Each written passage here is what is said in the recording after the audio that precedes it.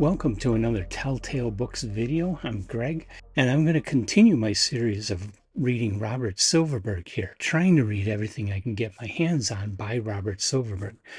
And I may have a kind of a hard time when I get to all those erotic books he wrote in the late 50s, early 60s, because while the ones that are available, I'm finding them going for some very high prices. And well, first of all, I don't know that I really want to read all those books.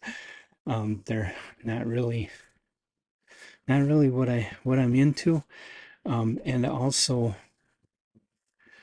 um, I'm not crazy about paying the kind of prices that those books are going for, especially in the condition they're in. $100 for a paperback that's not in perfect condition.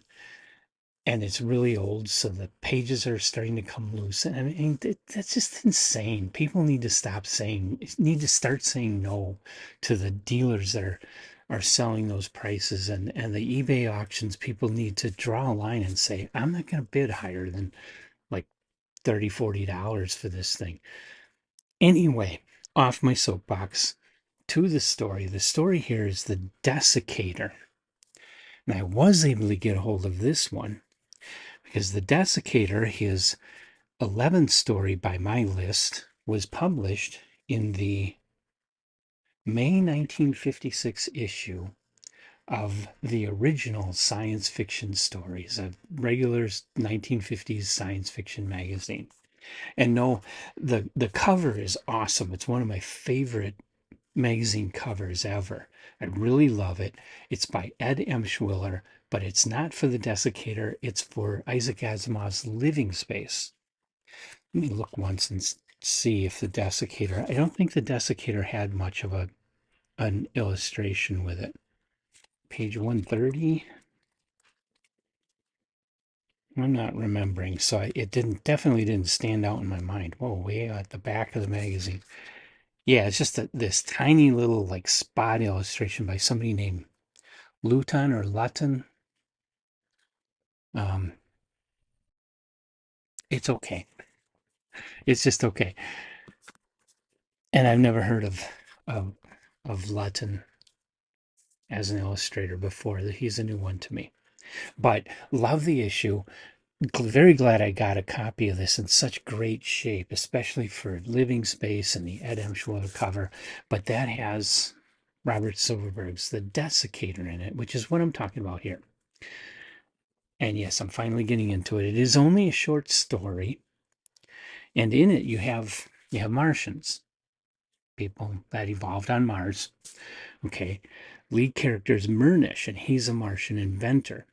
And the guy he's working for has him tasked with trying to invent an anti-gravity device.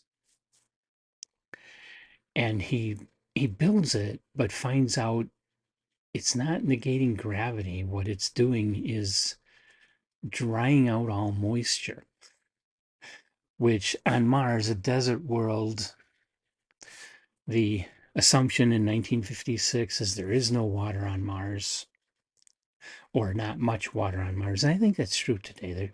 We're finding water, but not like oceans like on Earth. So um, Murnish has to go to his boss and said, I'm finished, but it doesn't do what we thought it would do. It does this different thing. And his boss goes, well, what the hell do we need? Not these aren't exact words, but what the hell do we need with something that dries the air out on Mars, a desert world? So they think about other places they may take this and market it, and they're thinking about systems around other stars. So this is a future where the Martians and the Earth people have gone to other stars and met other civilizations out there, but none of them would seem to be interested. None of them are worlds that the Martians think would have any use for something that dries the air up. So then they look at Earth, and Earth has all those oceans, and they think the Earth people must want lower humidity. They must want to be able to pull moisture out of the air. So they go to Earth and they try to sell this thing, and the Earth people say, "Yeah, we're sweating like a pig, and it might be interesting, but if we take the moisture out of the air, our crops will fail. They need that moisture. So we have to put up with the humidity and put up with sweating, just the way it is." Okay. I'm going to stop there. The story keeps going. Things develop that are funny and interesting, but um, I don't want to spoil that for you. It's worth reading. It's a fun little story. It's not anything great. It's not, this isn't a top tale. This isn't one of Silverberg's best, but it's enjoyable. It's a comedy and it is kind of humorous. And I think, well, I enjoyed it. I laughed at it. I don't know if you will, but if you like 1950s science fiction and you like science fiction comedies and want something that's not so serious for a change, The Dessicator is a good one.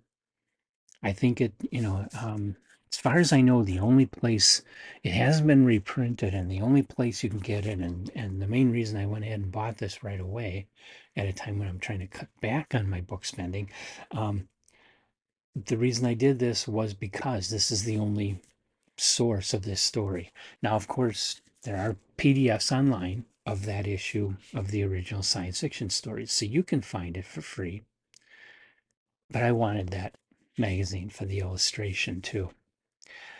Um, and it's a short story, so it's not going to take much of your time. It's an evening's diversion when you have a few minutes, and I think it's worth it. So that's the Dessicator, the 11th work on my Robert Silverberg list. The 12th will be a story. I think it's a short story. Yes, it's just a short story. It's called To Be Continued.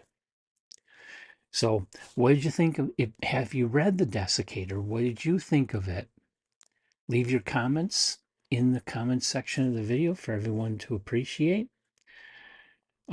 Comment on the story, comment on Robert Silverberg, comment on 1950s science fiction humor.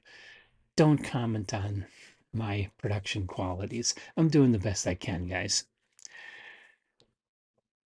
Because your comment is just going to be deleted